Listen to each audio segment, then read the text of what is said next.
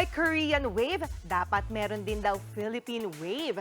Panahon na raw para i-level up ang mga Pinoy serye at ipantay sa kalidad ng mga K-drama. Nasa frontline ng balitang yan si MJ Marfori.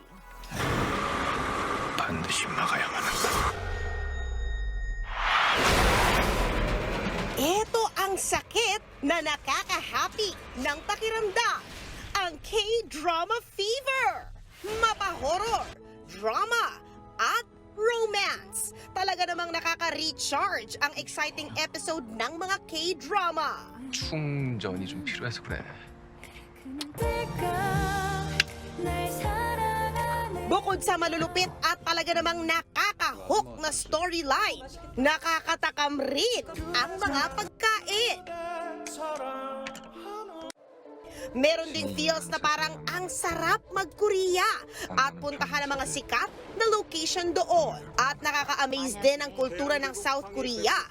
Ito raw ang mga dahilan kaya nakaka-addict mag-K-drama. Siguradong walang objection dyan. Ayon sa National Artist for Film and Broadcast Arts na si Ricky Lee, kayang-kaya rin ng mga Pilipino na gumawa ng mga K-drama level na series. Ang mahalaga sa paggawa ng pelikula, gumawa ka ng pelikula na Pilipino. I think ang mahalaga muna ay Pilipinong-Pilipino ang ginagawa natin. Bago ka mag-click abroad, kailangan makita nila ay Pinoy na Pinoy yung pelikula. Oo, hindi siya kulturang kinopya. Hindi siya kulturang ginagawa na ng ibang bansa. Yun ang dahilan kaya nila tayo papanoorin, yung ating Filipino-ness.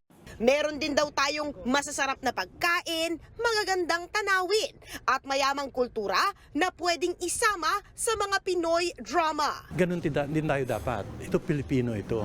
And then dapat magtulong-tulong lahat as one wave. Filipino music, dance, literature. Kaya naman, very happy si Ricky na na-appoint si Direk Joey Reyes bilang head ng Film Development Council of the Philippines. Kilala ring K-drama lover si Direk Joey at isinusulong din na maging ganon ang kalidad ng mga Pinoy series.